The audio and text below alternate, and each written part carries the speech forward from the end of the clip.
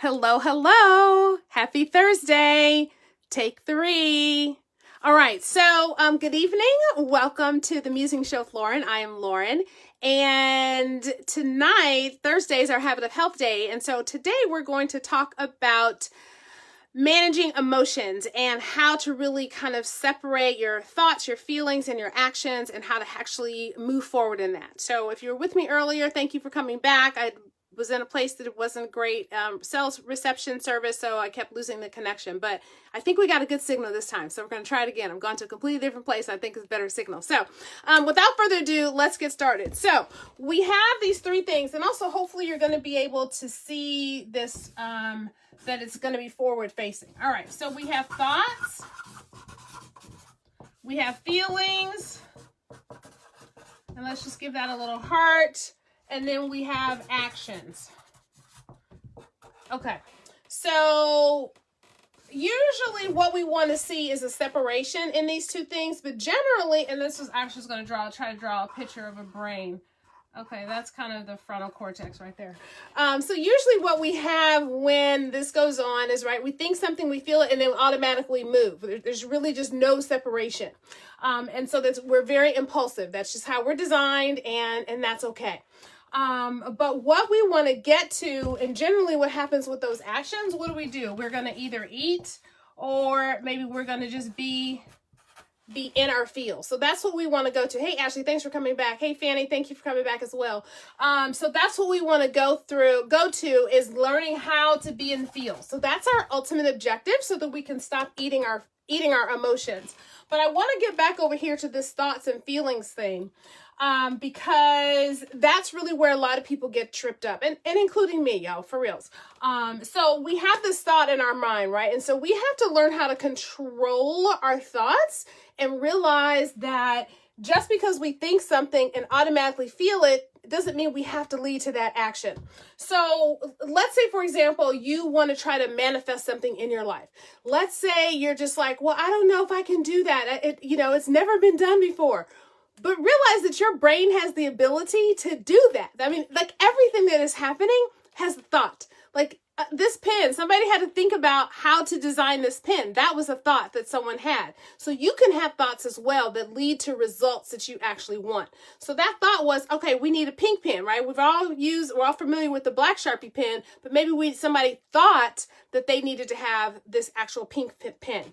So maybe there were some people that felt like, no, we don't need that. But one person or some people were like, yeah, we're going to keep pushing through that, and we're going to let our actions dictate that we actually get this. So why am I saying that? I'm saying that because I want you to kind of get into the habit of, if you want something to happen in the outcome, it is your thoughts that are going to get you there. And really the feelings thing, I hate to do this the day before Valentine's Day, but I'm gonna, we got to get out of our feelings when we're trying to get to an action, because that's what's going to trip us up. Those feelings, that's where our reptile brain comes into play. That's where we're acting on impulse. We're not acting on what is actually the results that we want. So, to the extent that we can change the diagram and have thoughts and then have a really long space, and then we can feel something about it, that's okay. We're still human. We're still going to feel. That's fine. I'm not saying don't have any feelings. You will still have feelings. And then we can determine our actions from a place of logic and not actually from a place of emotion. And that's what's going to get you out of that eating those feelings. Like that's what's going to start you down that path. So that is pretty much it. I just wanted to do more of a diagram to give you an idea of creating this separation between your thoughts and your feelings, so that you can then get into feeling those feelings and not eating them. Okay, so we want to get away from eating, so not eating. And so the little bit that I gave about you thinking something and you deciding, hey, this is something that I want, that all that has to do with is goal planning and setting it. And it has nothing to do with you haven't done it before, or it seems impossible, or wow, how is that even going to happen? You have to think about it, and then you have to get into action in order to do it. So yeah, that's pretty much it. Think about it, think about it, think about it. get out of your feelings, make that separation between the two, and then get into action towards whatever it is that goal is that you're trying to achieve. Now, obviously, I'd like to talk about weight loss a lot. I like to talk about health overall because that's just what I do. In that regard, some people may feel like, and I've had clients say this to me before, well, I'm not sure. I don't know if I can do it. And that also keeps people from starting. And so all that is you're actually looking back into some failures that you've had in the past and not really considering, hey, you can think it, therefore you can actually do it. And so not saying, oh, all my past things that I didn't do well mean that I won't do well in the future. That's 100% not true. It just means that what you did in the past when you didn't do well means that we don't take that into the future. So, hey, Lee, how are you doing? So that's really the separation. And that, kind of often trips people up. Oh, well, I didn't do well. Or you're scared to start. Maybe it is you're scared to start. You're just like, I don't know. I tried that before. It didn't work for me. It can work for you, but we have to really look at what is that result that you're trying to get to? Are you trying to design a new pen? Are you trying to get a new color? Then what can we do differently? How can we improve on what you've already done? What's actually going on in your life that may help or hinder you from getting directly to that goal? And what do we need to do to help you overcome those obstacles? It doesn't, just because you have obstacles doesn't mean that you can't do it. Right? That's just, it's a speed bump, right? It's not a stop sign. So what do we need to do to, oh, well, my husband this, or my wife that, or my friends, or I like to go out with my friends. All these other things are obstacles to you getting to your goal. It doesn't mean you can't do them. It doesn't mean you don't go out with your friends anymore. It doesn't mean you don't cook a different dinner for your husband than you have for yourself, or you for your wife, or you have for yourself, or whatever. So, and I have to do that as well. So it doesn't mean that I get to eat, ice cream and yogurt and peanuts all the time, because that's not good. That's just not going to work. Hi, Tracy. So that's kind of the whole issue of the thoughts and the feelings. The other thing around thoughts and feelings is that there are things that are going to happen to us externally all of the time. So when we have a thought about that, then, okay, I think that, oh, I don't like the weather. I don't like this. I don't want to go where I'm going. And then you have a certain feeling about that. And then again, your action is to eat.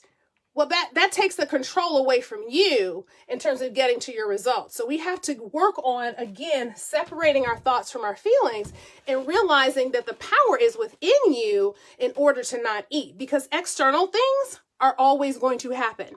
And so we can't be in our emotions when we're making food decisions, because emotions are always going to be there.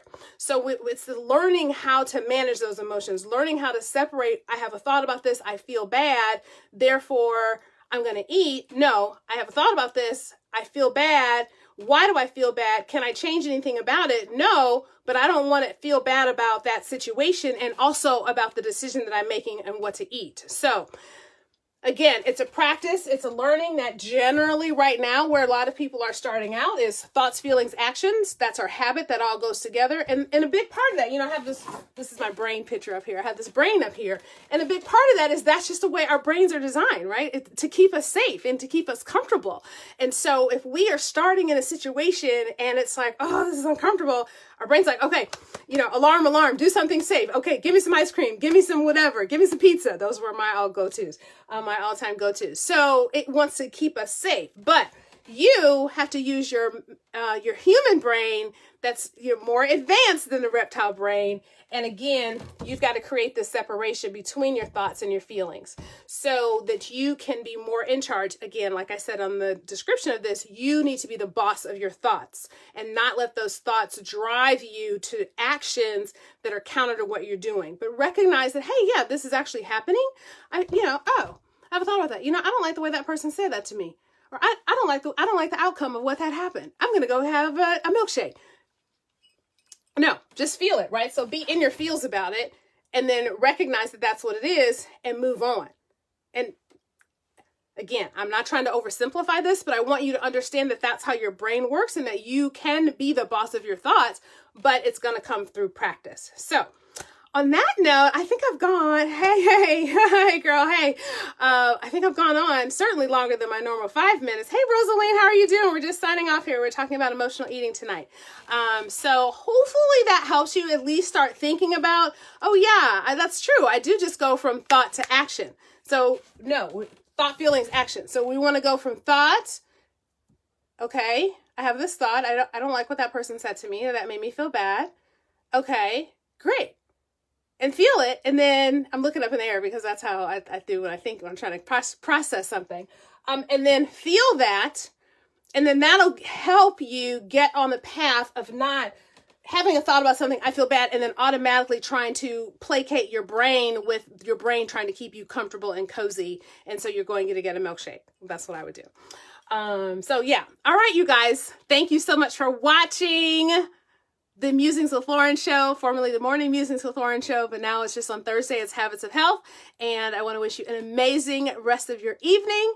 I want to wish you optimal health and bountiful wellness, and I'll see you next Thursday. Bye for now.